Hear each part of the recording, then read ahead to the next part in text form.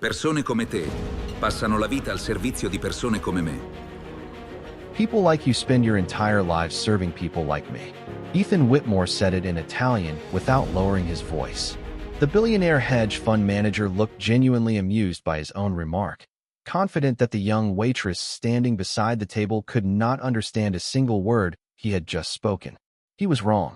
Claire Bennett understood every word perfectly, but instead of reacting, she simply smiled, finished pouring his water, and walked away as if she had heard nothing at all. Ethan Whitmore sat at one of the most prestigious tables inside Larimore House, a fine dining restaurant known throughout Manhattan for its flawless service and elite clientele. Across from him sat his girlfriend, Olivia Kane, who listened with interest as Ethan switched from English to Italian and lowered his voice just enough to sound discreet. He glanced toward the young waitress who had just refilled his water glass and smirked. In Italian, he joked that people like her spent their lives carrying plates, so people like him would never have to. A moment later, he added that she probably knew table numbers better than world geography.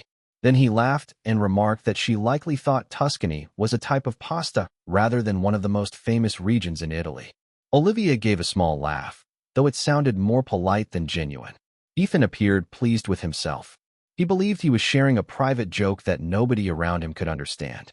Claire Bennett stood beside the table with the same professional smile she gave every guest. Her expression never changed. She finished taking their order, thanked them for dining at Larimore House, and walked calmly toward the kitchen. Ethan watched her leave and shook his head with quiet amusement. To him, her silence confirmed exactly what he already believed. What he did not realize was that Claire had understood every sentence perfectly. Italian was not a language she merely recognized. She spoke it fluently. She understood every insult, every joke, and every assumption hidden beneath Ethan's confident smile. Yet she chose not to react. Over the past several months, Claire had learned that some people revealed their true character when they believed there would be no consequences. Arguing with them rarely taught anything. Listening often taught everything. Claire was not an ordinary waitress. She was completing a demanding hospitality training program that required her to learn the business from the dining room floor upward. The work had taught her one valuable lesson. People often revealed their true character when they believed nobody important was watching. Throughout the evening, Ethan continued speaking Italian whenever Claire approached the table. Each remark became more dismissive than the last. He joked that a waitress in an expensive restaurant was still just a waitress. He wondered aloud whether she even knew why certain wines cost thousands of dollars per bottle. Every time he spoke, Claire simply continued doing her job. Her calm professionalism only seemed to encourage him. Eventually, Ethan opened the wine list. After several minutes of deliberation, he selected one of the most expensive Italian bottles available in the restaurant. The choice clearly impressed Olivia. Ethan ordered the wine with the satisfaction of a man expecting admiration. When the bottle arrived from the temperature-controlled cellar, Claire carefully examined the label before presenting it. Something immediately caught her attention. Near the certification mark was a detail that did not seem right. It was small enough that most guests would never notice it. Claire noticed it instantly. For a brief moment, her eyes lingered on the bottle. Then she handed it to Ethan without saying a word. Ethan never noticed her reaction. He was too busy explaining the wine's history to Olivia. Unfortunately, several of the facts he proudly shared were incorrect. Claire recognized every mistake. Once again, she remained silent. Ethan interpreted her silence as ignorance. That assumption gave him an idea. A confident smile spread across his face as he looked around the dining room and then back toward Claire. If the waitress wanted to work in a restaurant of this caliber, he decided, she should be able to prove she belonged there. Raising his voice just enough for nearby tables to hear, Ethan announced that he had a special challenge for the young waitress. The dining room grew noticeably quieter as several nearby guests turned their heads toward Ethan's table. A challenge from a billionaire was not something people heard every night, especially in a restaurant known for its discretion and elegance. Ethan leaned back in his chair and smiled confidently. "Since you work in a place like this," he said, looking directly at Claire, "perhaps you can help settle a simple question." Claire remained calm. "I will do my best, sir." Ethan gestured toward the expensive bottle of Italian wine sitting on the table. "Tell me why this bottle deserves its price. Not the description from the menu. I want the real answer." Olivia watched with growing curiosity. She had initially assumed Ethan was only entertaining himself, but now she sensed he was deliberately placing the waitress in an uncomfortable position. Ethan clearly expected hesitation. Instead, Claire looked at the bottle for several seconds before answering. "The price comes from several factors," she said politely. "The vineyard's reputation, production limits, aging process, collector demand, and vintage conditions. However, price and quality are not always the same thing." Ethan's smile faded slightly. "Interesting answer." Claire nodded. "Some bottles become valuable because they are rare. Others become valuable because they are exceptional. Sometimes they are both." A few guests nearby exchanged glances. The response sounded more informed than anyone expected from an ordinary waitress. Ethan laughed lightly. "You sound like you have studied wine." "Only enough to help guests enjoy their meals," Claire replied. Ethan was not satisfied. He switched back to Italian and spoke to Olivia. She memorized a few facts. Nothing more. Claire heard every word. Once again, she showed no reaction. Ethan continued in Italian, amused by his own performance. He joked that restaurant staff often learned impressive phrases because wealthy guests enjoyed hearing them. According to him, true expertise belonged to people who could afford collections, not people who carried trays. Claire silently placed a basket of fresh bread on the table. As she did, her eyes briefly returned to the wine bottle. The same detail on the label continued bothering her. Something about the certification marking did not match what she expected to see. It was subtle, but enough to raise questions. Ethan noticed her glance. "Something wrong with the wine?" he asked. Claire immediately smiled. "Not at all, sir." Ethan seemed pleased with that answer. To him, it confirmed that she lacked the confidence to challenge him. What he did not know was that Claire had learned long ago that timing often mattered more than knowledge. Correct information delivered at the wrong moment could create unnecessary conflict. Meanwhile, patience frequently revealed much more. Several minutes later, the conversation shifted toward travel. Ethan began describing his recent trips through Italy. He spoke confidently about Florence, Milan, and Tuscany. Olivia listened with admiration, while Ethan occasionally sprinkled Italian phrases into the discussion. Unfortunately, the more he spoke, the more mistakes he made. Some were minor. Others were surprisingly obvious. Claire recognized every one of them. Still, she continued serving other tables without interruption. Then Ethan made another decision. If the waitress appeared knowledgeable about wine, perhaps a more difficult test was necessary. A smug smile returned to his face as he looked around the room. "Actually," he announced loudly enough for nearby guests to hear, "I think we can make this a little more interesting." Claire stopped beside the table. Ethan tapped the wine list with one finger and looked directly at her. "Tell me, Miss Waitress, if you know so much about Italian hospitality, perhaps you can explain something that only real experts understand." Several diners turned toward them again. Ethan clearly believed he was about to expose her ignorance in front of the entire room. Claire simply folded her hands and waited for the question. Claire stood calmly beside the table as dozens of eyes gradually shifted in her direction. Ethan appeared to enjoy the attention. The challenge was no longer private. It had become a performance. "Very well," Ethan said. "Let us see how much Italian hospitality knowledge you actually possess. Tell me the difference between a wine that impresses collectors and a wine that impresses experts." Olivia leaned forward with interest. Several nearby guests listened openly now. Ethan clearly expected a simple answer that he could easily dismiss. Instead, Claire took a moment to consider the question. "Collectors and experts often appreciate the same wines," she said. "The difference is usually what they value most. Collectors may focus on rarity, prestige, and long-term value. Experts often focus on balance, craftsmanship, aging potential, and how faithfully a wine expresses its region." Ethan raised an eyebrow. Claire continued, "A famous label can impress a collector. A beautifully made wine can impress an expert. Sometimes they are the same bottle. Sometimes they are not." A few guests nodded quietly.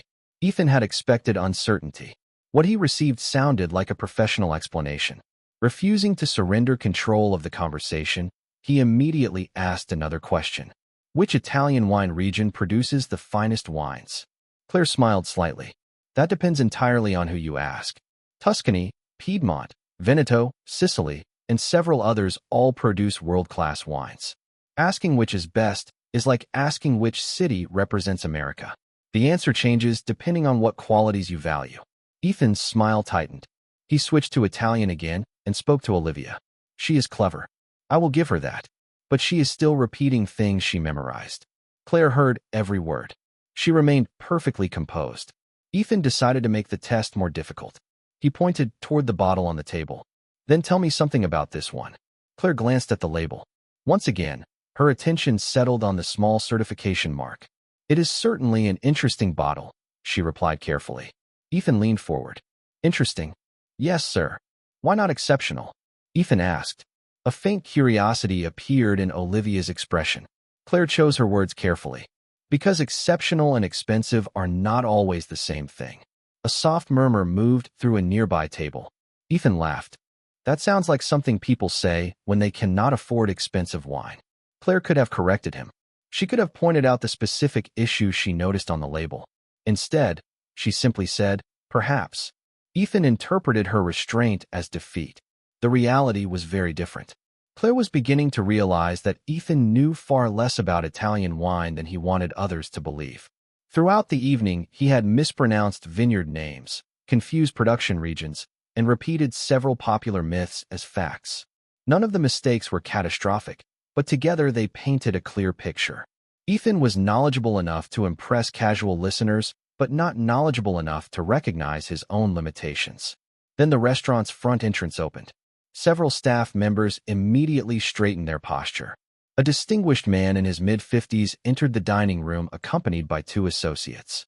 The moment Ethan saw him, his entire demeanor changed. Now that, he said confidently, is someone who truly understands Italian business and culture. Olivia followed his gaze. Ethan stood from his chair with a smile. Marco Rossi just arrived. Claire's eyes shifted toward the newcomer. Unlike Ethan, she recognized the name for a very different reason. And within minutes, the evening was about to become much more complicated.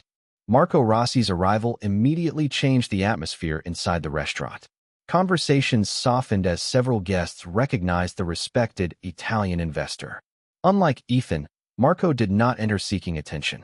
He greeted the hostess warmly, shook hands with a few familiar faces, and prepared to follow a manager toward his reserved table. Ethan wasted no time. Straightening his jacket, he approached Marco with the confidence of a man expecting to be remembered. Mr. Rossi, he said with a broad smile. What a pleasant surprise. Marco studied him for a moment before offering a polite handshake. Mr. Whitmore, good evening. Ethan quickly invited him to join his table for a drink. After a brief hesitation, Marco accepted. Within minutes, he was seated beside Olivia while Claire continued managing service around them. Ethan immediately shifted into what he considered his strongest mode. He began discussing international investments, luxury travel, and Italian culture. More importantly, he began speaking Italian again. At first, the conversation flowed smoothly. Marco responded politely, while Olivia listened with growing admiration. Ethan appeared delighted by the opportunity to display his language skills in front of an authentic Italian businessman. Every few minutes, however, Claire noticed small signs that Marco was becoming less impressed than Ethan believed. Several times Marco politely corrected a word choice. On another occasion, he subtly rephrased something Ethan had translated incorrectly. Ethan either failed to notice or pretended not to. As the discussion turned toward hospitality investments, Marco mentioned an upcoming project involving several luxury properties in Europe. Ethan eagerly responded. Unfortunately, while translating part of Marco's explanation for Olivia, Ethan misunderstood a key detail. Instead of describing a strategic partnership, he accidentally described something closer to an acquisition. The difference was significant. Marco's expression changed slightly. That is not exactly what I said, he replied. Ethan laughed. The meaning is basically the same. Marco did not appear convinced. Claire happened to be standing nearby as she delivered another course to the table. She heard the entire exchange. Ethan noticed her presence and smirked. In Italian, he quietly remarked to Olivia that the waitress probably understood as much about international business as she understood advanced physics.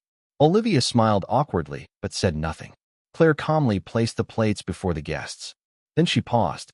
For a brief moment, she considered remaining silent as she had all evening. But Marco's statement involved an important business distinction, and the misunderstanding was continuing. Finally, Claire spoke. "Actually, sir," she said politely. Ethan looked up immediately. "Yes." Claire's voice remained calm and professional. Mr. Rossi was describing a partnership structure, not an acquisition. The distinction is important because the properties would remain independently managed. Ethan froze. Olivia blinked in surprise. Marco slowly turned toward Claire. Then, in flawless Italian, Claire continued. She accurately summarized Marco's original statement, preserving every detail and nuance. Her pronunciation carried the smooth rhythm of someone who had spoken the language for years. The table fell completely silent. Ethan stared at her. Genuine uncertainty appeared on his face. Marco looked equally surprised, though for a very different reason. A slow smile formed as he listened to Claire finish the explanation. Nearby diners sensed something significant had just happened. Ethan opened his mouth to respond, but found no immediate words. Marco's attention remained fixed on Claire. Then, speaking entirely in Italian, he asked a question that Ethan had not expected to hear. "Young lady," Marco said, "where exactly did you learn to speak Italian like that?" For several seconds, nobody at the table spoke. Ethan Whitmore remained frozen in his chair, still trying to process what had just happened. The waitress he had mocked throughout the evening had not only understood every insult, she had also corrected his translation in front of one of the most respected Italian investors in the room. Claire met Marco Rossi's gaze without the slightest sign of arrogance. "My grandmother spent several years living in Florence," she replied in fluent Italian. She believed that language was best learned through conversation, not textbooks. Marco's smile widened immediately. "A wise woman." Claire nodded politely. "I was fortunate to learn from her." Ethan forced a laugh and attempted to regain control of the conversation. "Well, that certainly explains the language skills." But even he could hear how weak the comment sounded. The balance at the table had shifted. Marco continued speaking with Claire in Italian. Unlike Ethan, he did not ask questions designed to trap her. Instead, he spoke naturally about Florence, regional traditions, and the changing hospitality industry. To Ethan's growing frustration, Claire answered every question with ease. She discussed differences between Northern and Southern Italian service culture. She described why certain luxury restaurants focused on guest experience rather than visible extravagance. She even referenced several neighborhoods in Florence that Marco knew personally. At one point, Marco laughed and shook his head. "You speak like someone who has spent years in Italy." "Only enough to appreciate how much I still have to learn," Claire replied. The answer impressed him even more. Olivia noticed the difference immediately. Earlier in the evening, Marco had treated Ethan with professional politeness. Now he seemed genuinely interested in speaking with Claire. Several nearby diners had also begun paying attention. Some were openly listening to the conversation. Ethan attempted to steer the discussion back toward himself. He mentioned his investments in European markets and his experience dining at famous restaurants around the world. Marco listened respectfully, but his attention repeatedly returned to Claire. Then Marco asked a simple question. "Tell me something. In your opinion, what separates a good restaurant from a truly exceptional one?" Ethan looked confident. This sounded like exactly the kind of question a waitress should struggle to answer. Claire considered it carefully. "A good restaurant serves food," she said. "An exceptional restaurant understands people." Marco leaned forward. Claire continued. "Guests rarely remember every ingredient on a plate. They remember how they felt during the experience. They remember whether they felt welcomed, respected, understood, and valued. Hospitality is not really about serving meals. It is about creating trust." Several guests nearby nodded in agreement. Even Olivia looked impressed. Ethan remained silent. Claire's answer sounded less like something learned from a training manual and more like something taught inside executive boardrooms. Marco smiled. "That is one of the best explanations of hospitality I have heard in years." Ethan's jaw tightened slightly. Claire thanked him and prepared to excuse herself back to work. Before she could leave, Marco asked another question. "Forgive my curiosity, but where did you study hospitality?" Claire hesitated. It was only a brief pause, but Marco noticed it immediately. Ethan noticed it as well. The entire table waited for her answer. Claire finally offered a polite smile. "I have been fortunate to learn from several excellent teachers." Marco looked intrigued. Ethan looked suspicious. Claire did not elaborate further. As she stepped away from the table, Marco watched her thoughtfully. Then he turned toward Ethan and said something that caused the billionaire's confidence to fade even further. Mr. Whitmore, I do not believe that young woman is simply a waitress. Marco Rossi's observation continued bothering Ethan long after Claire walked away from the table. The billionaire had spent the entire evening expecting admiration. Instead, the conversation kept returning to a waitress. Every compliment Marco offered Claire felt like a challenge to Ethan's authority. Determined to regain control, Ethan redirected the discussion toward business. For several minutes, he spoke confidently about investments, luxury brands, and market expansion. Then he leaned back in his chair and delivered a conclusion that sounded obvious to him. Hospitality is not complicated, he said. Good food, good service, and good marketing. That is really all it takes. Marco looked unconvinced. You believe that is enough? Ethan nodded. If the product is excellent and the brand is strong, customers will come. Marco smiled slightly, but did not agree. Instead, his attention shifted toward the expensive bottle of Italian wine sitting on the table. That reminds me, he said. Have either of you noticed the certification mark on this bottle? Ethan immediately answered. Of course. It is standard for wines at this level. Marco's expression remained neutral. Then he turned toward Claire, who had just returned with fresh coffee service. What do you think? Claire examined the bottle again. The wine is authentic, she said. But the certification mark belongs to a later international distribution series. Ethan frowned.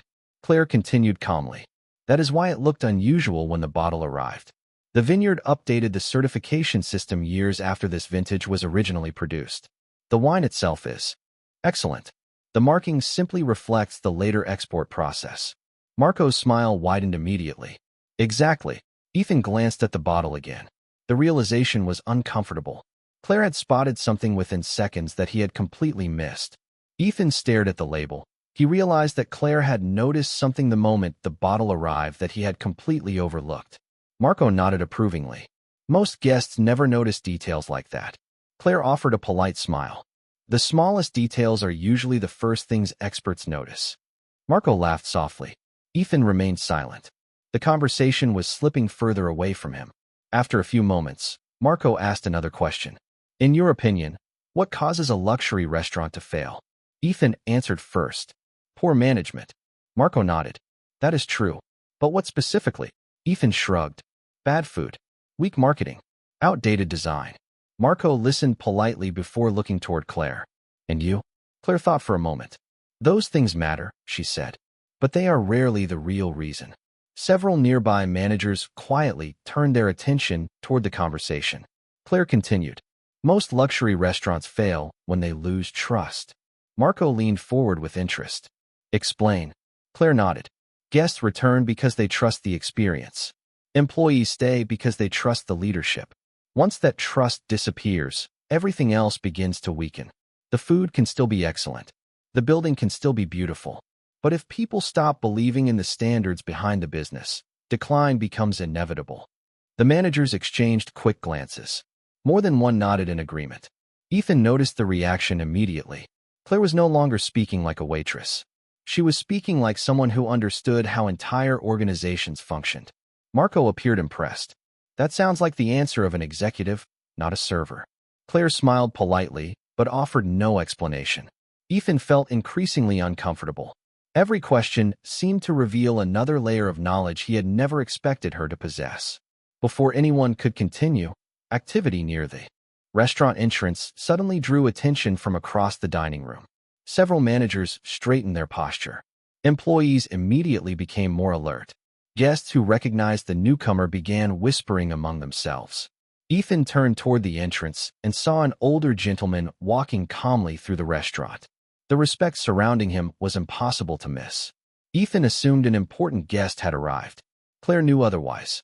And within minutes, the truth Ethan had spent all evening failing to see was finally about to be revealed. The moment the older gentleman entered the dining room, several managers quietly moved into position.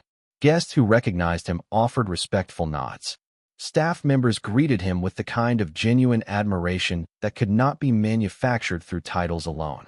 Richard Bennett acknowledged them with a warm smile before slowly making his way through the restaurant. Ethan watched with mild curiosity. Who was he? He asked. Olivia looked around.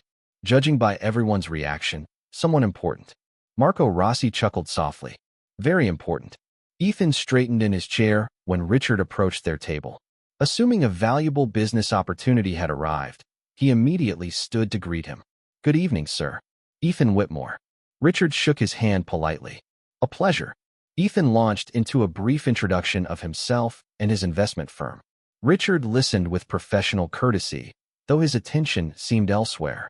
After a few moments, his eyes settled on Claire, who had just returned from assisting another table. A faint smile appeared on his face. How has your evening been? He asked her. Claire smiled back. Very educational. Marco noticed the exchange immediately. So did Olivia. Ethan, however, remained confused. You know each other? Richard looked at him calmly. Quite well. Before Ethan could ask another question, one of the restaurant managers approached Richard and quietly informed him that the final evaluation reports for the evening were ready. Richard nodded. Then he glanced around the dining room. Excellent. In that case, I think this is the perfect moment. Claire immediately understood what he meant. Ethan did not. Richard turned toward the manager. Would you please gather the senior staff? Within minutes, several managers and supervisors assembled nearby. Curious guests began paying attention. The unusual scene created a wave of anticipation throughout the restaurant.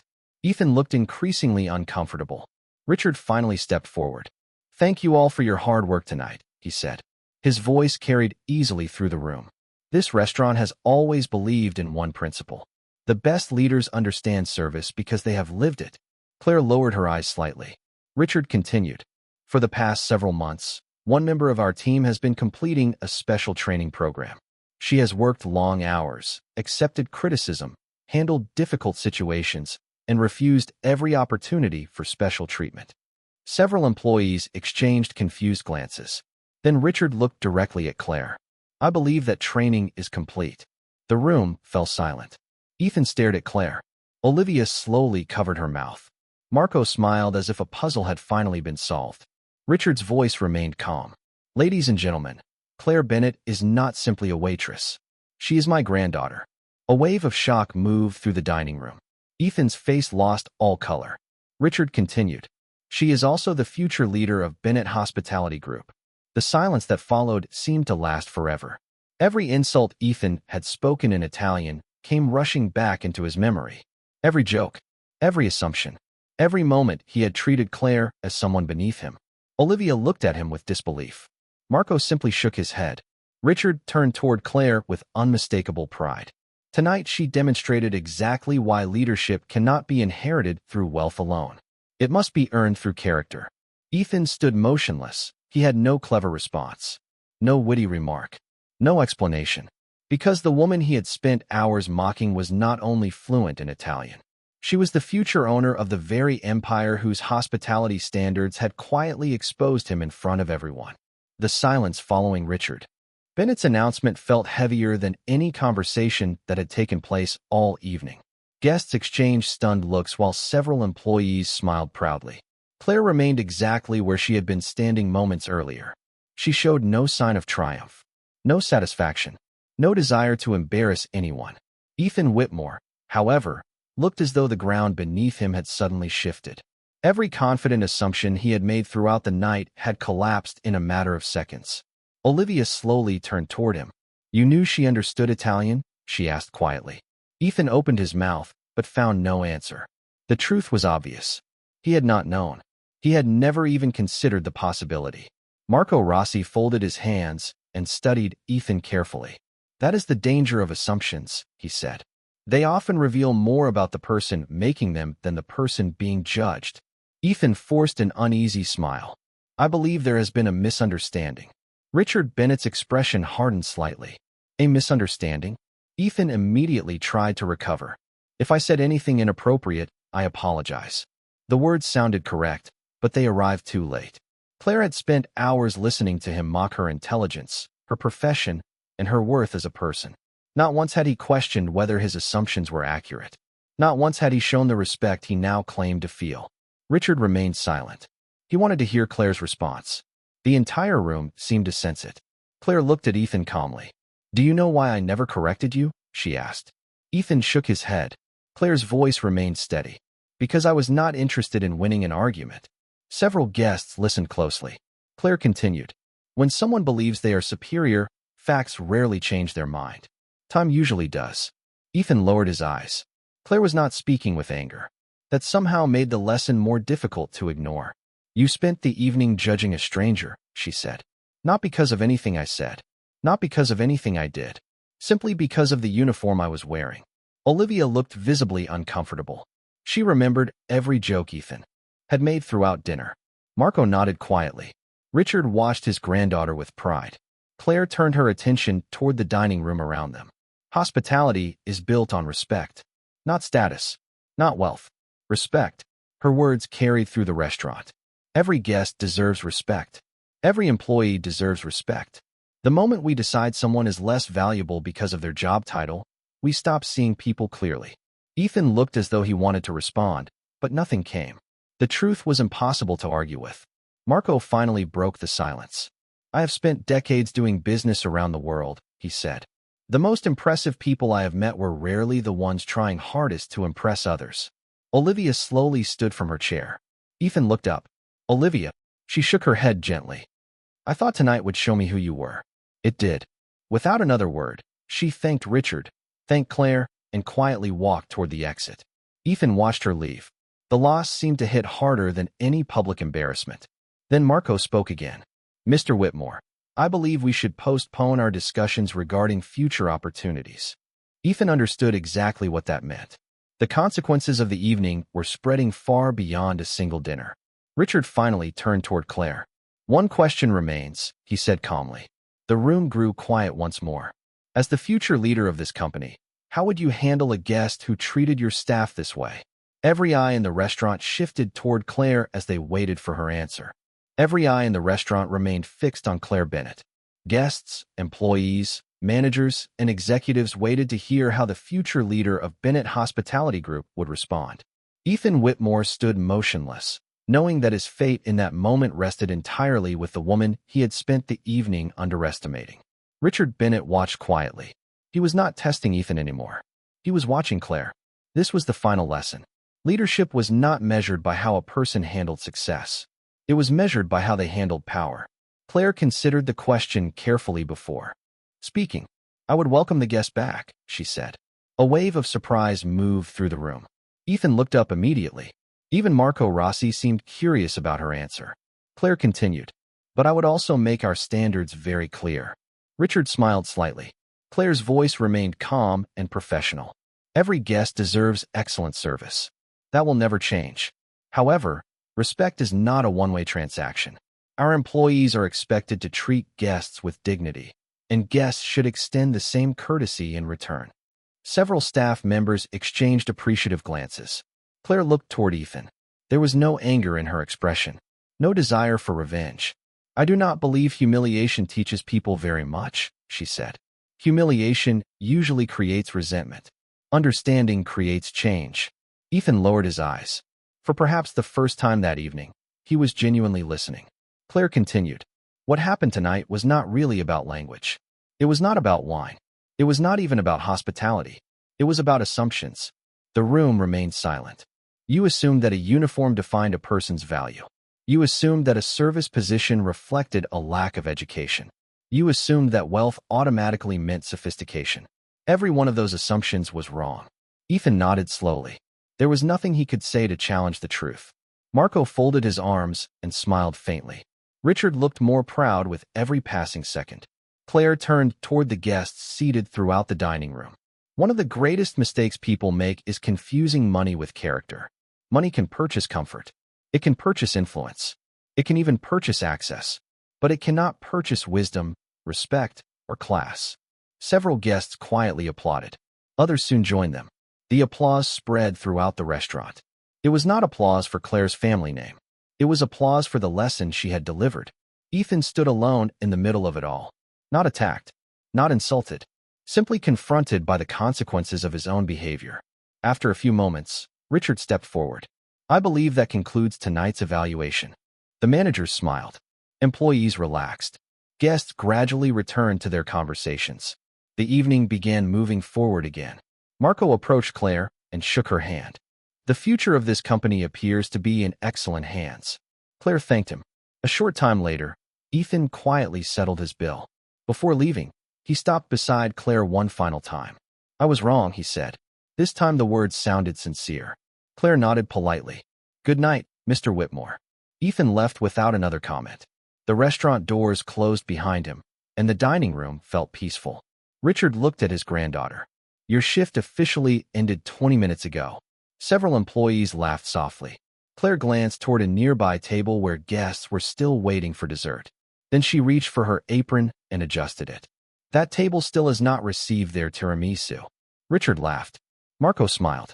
The managers shook their heads in amusement. While everyone else saw the future owner of a hospitality empire, Claire simply saw guests who deserved good service. She picked up a dessert tray and walked across the dining room. And as Richard watched her go, he knew his company would be entrusted to exactly the right person. Because true leadership did not begin in a boardroom. It began with service.